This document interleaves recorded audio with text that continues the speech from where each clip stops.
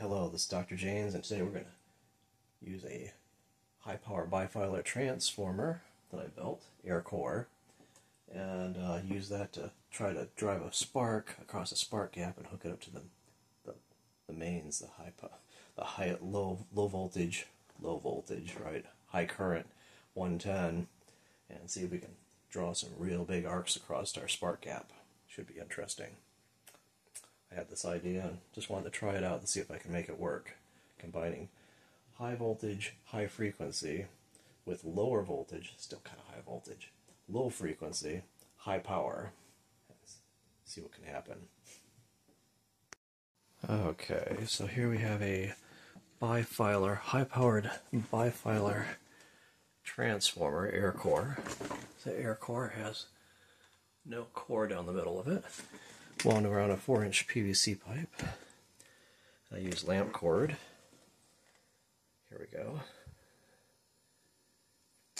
And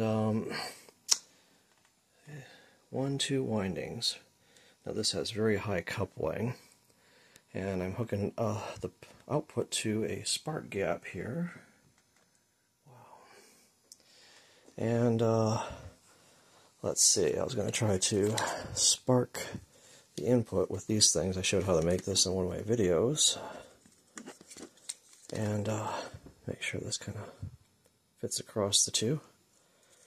Okay, so we'll see if we can generate a spark on the output side just with the air core bifilar transformer.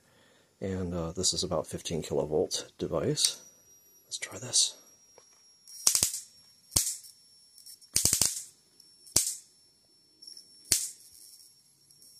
Oh, it's not making across that arc. Let me try to reduce this distance and see if we can make an arc on the secondary side. I was making arcs earlier, but I was using a different spark gap. Okay.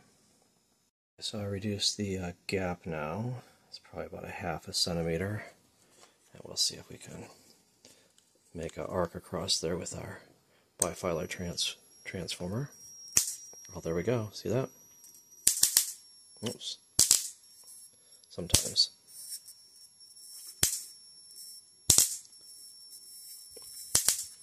Maybe I need to reduce it a little bit. Looks like we're on the border line of being able to arc across.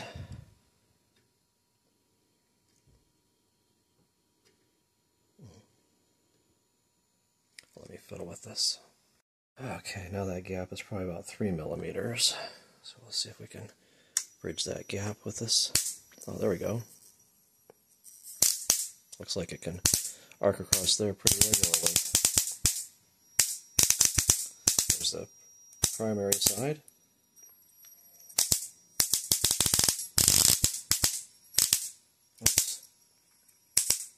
Oops.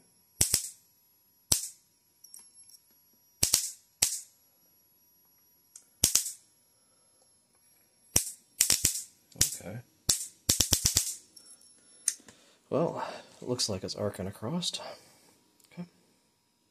So I wanted to add a capacitor on the output. So hopefully it will pass the high frequency through the capacitor, and then I can isolate other voltages that I put on there that won't go through the capacitor. We'll see if we can still make a spark going through this capacitor on the output. Okay, looks like it's still sparking.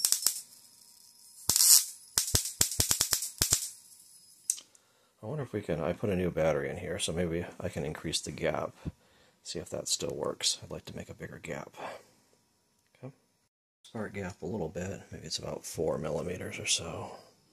We'll see if we can break that down. Okay, it's breaking down pretty regularly.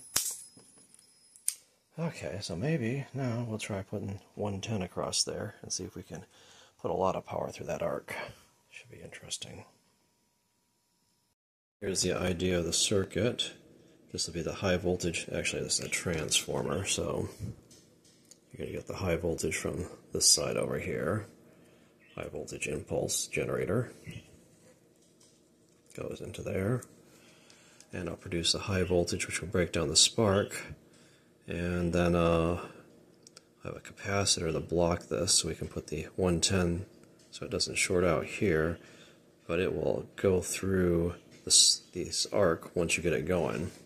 So let's see if we can use this spark generator to start a spark and then run 110 voltage arc through there. Should be cool. So here is our transformer here, Bifilar, high power, our spark gap, and I have a big variac which is going to take power from the voltage from the wall, and I'm running it in series with the output of a smaller variac, which I can use the inductance to limit the current once it gets going, because it will run away and blow something out if I don't. Okay, and I have this set kind of high, I have the inductance dialed up, so this is like a variable inductor here. And I have the voltage connected on either side of this high power capacitor. We just want to make sure that this thing will still arc, because if you don't have it hooked up right, it will just short out through the 110, because that's a low impedance path. Okay, so that looks like we're getting breakdown across our spark gap. So maybe we can try turning up the voltage a little bit. Okay, see if we get any juice through the secondary spark gap.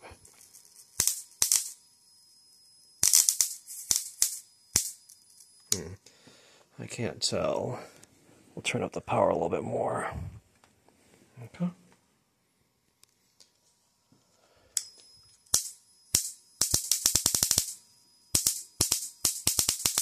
Looks like the arc is pretty bright there.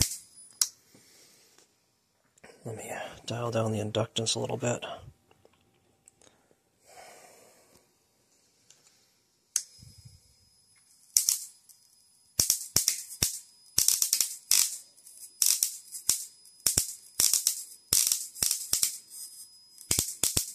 Starting to make some weird sounds.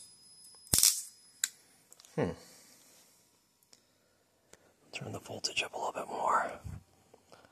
Never have enough voltage, right?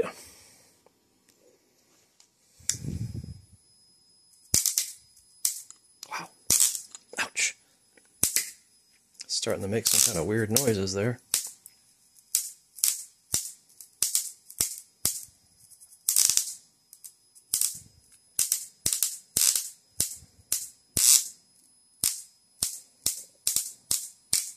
Oh, it's that chirping noise.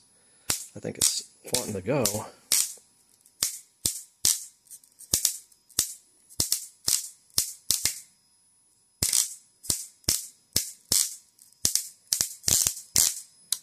I'll turn down the inductance a little bit more. Okay.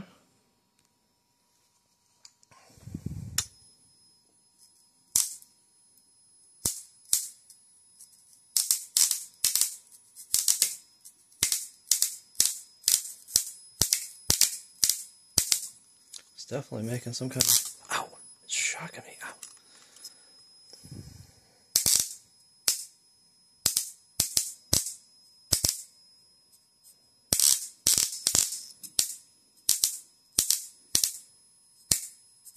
It's making a weird popping sound every once in a while.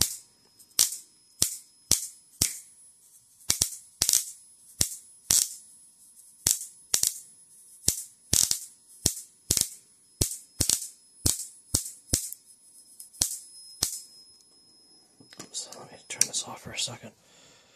Okay, I'm going to dial up the voltage a little bit more. Okay. And we'll give this a try.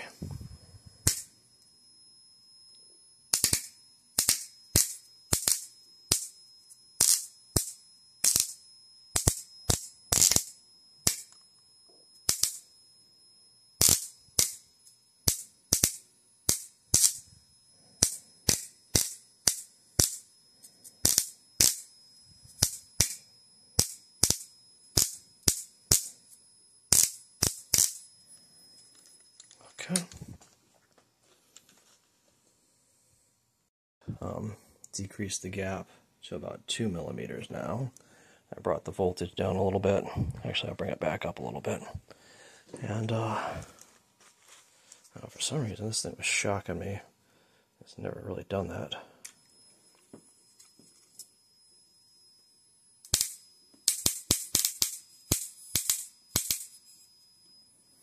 Okay. Try bringing up the voltage some more.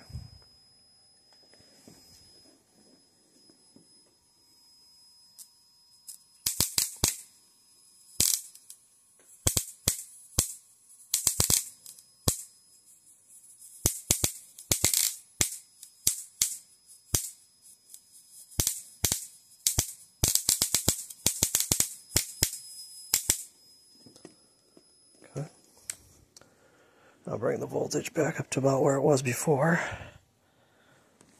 Okay. Ouch. Yeah, see it's starting to make that weird noise again.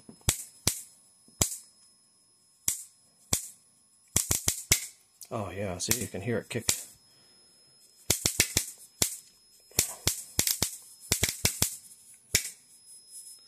Like it's putting a lot of power through that arc every once in a while. What the heck?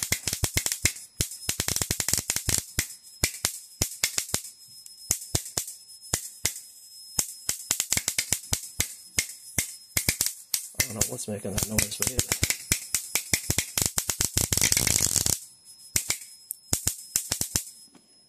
Okay. Maybe I'll bring down the inductance a little bit more, although I'm getting a little bit worried about this. It smells like something's burning.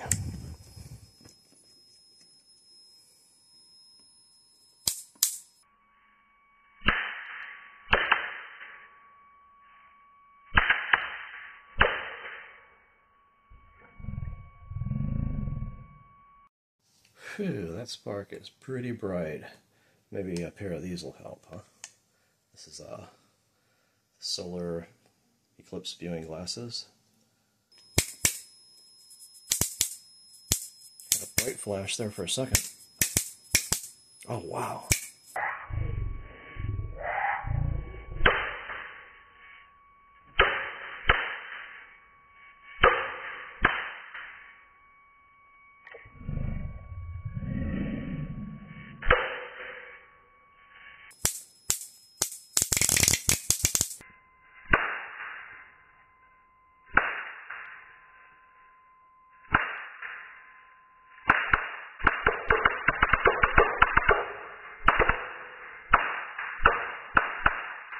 Very cool.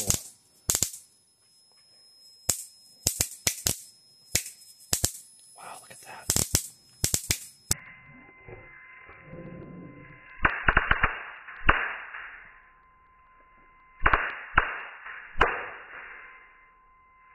Oof.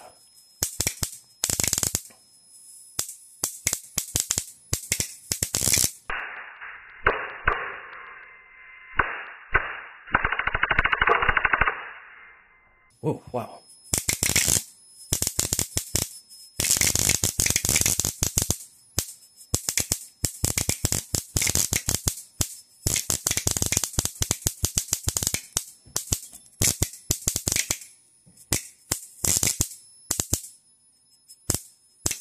Holy cow.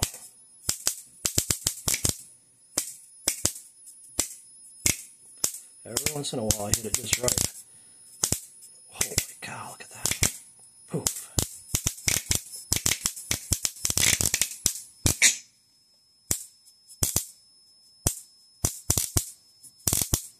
Okay, I think I'm going to shut things down because I'm getting a little bit worried about this. Something smells like it's burning. That's got me a little bit worried. I don't know. I'm going to let it cool off for a second, see if I can figure out what's getting too hot, because that was putting a lot of power through there. Starting to dim the lights, make the lights go down when it was doing that. Okay, wow. That was a pretty impressive spark, so shorten out the mains. Anyway, I was doing a little bit more research. I guess I was running this thing with the fireballs coming out of the spark gap, and it was messing up all the computers in the house. I think what it was doing is it was drawing a huge amount of current off the mains, and but very short pulse. It was shutting it off again. So it was turning all the wires in the house into like EMP antennas and radiating these pulses and messing up all the computers. And so that's not a good situation. And the other thing is I was doing some research on circuit breakers, and circuit breakers can conduct a lot of current before they shut off. Especially, they take about, I guess, 40 milliseconds to several seconds to shut off. And if you overcurrent them a lot, they take longer to shut off, or they could not shut off, which is really a bad situation, because then you could start a fire in the walls or something in the circuits. So anyway, dangerous experiment. Do not recommend doing this at home. Anyway, this is Dr. James, and thanks for watching.